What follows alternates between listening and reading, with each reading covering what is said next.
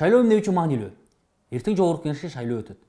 Бул шайлоо мурунку шайлоого караганда кыйыныраак болчудан. Бирок тандаш керек. Кааласак, каалабасак дагы бийликке партиялар тандалат. Бийлик 4 жол менен келет. Биринчиси мураскор болот. Мисалы монархияда. Экинчиси өйдө жактан дайындалат. Үчүнчүсү лотерея менен келет. Мисалы байыркы Римдин шаар жетекчилиги же азыркы сот арачылыгы. Төртүнчүсү шайланат. Муну мен эмнеге айтып жатам? Бийликтин легитимдүүлүгү жана ага болгон элдин ишеними шайлоонун болушу менен, кандай тандалышы менен чечилет. Мурункудай хандын баласы болсо эле ыйык болот деген монархия жок.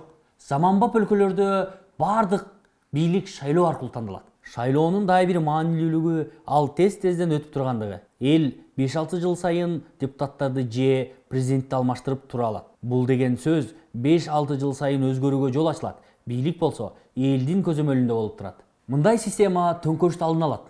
Оппоненттерди бир нече жыл күтүп, кайра шайлоого катышып, легитимдүү жол менен бийликке келүү жолу шарты түзүлөт. Андан тышкары, шайлоо маалында өлкөнүн орчундуу маселелерди, ойлорду, мыкты идеяларды айтып чыкканга мүмкүнчүлүк болот.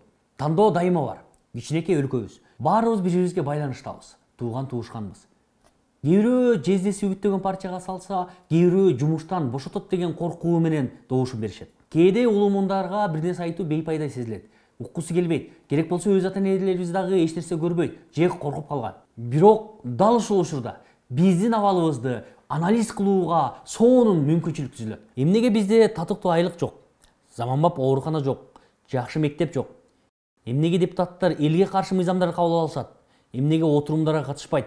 Эмнеге биз өз салыгыбыздын эгемендүүлүгүбүздү сатканга, сөз эркиндигибиз чектегенге даяр болгон депутаттарды багып атабыз? Мен кайсы бир себептердин айынан добуш саткандарга сын пикир айта албайм.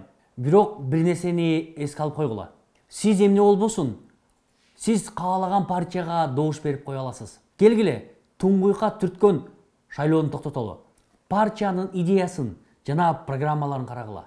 Ошондо гана бизде партиялардын программаларын ишке ашыруусуна талап кое алабыз.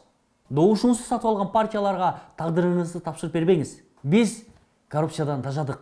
Өзүңүзгө жаккан партияга добуш берүүдөн коркпоңуз. Бюллетенди эч ким текшере албайт.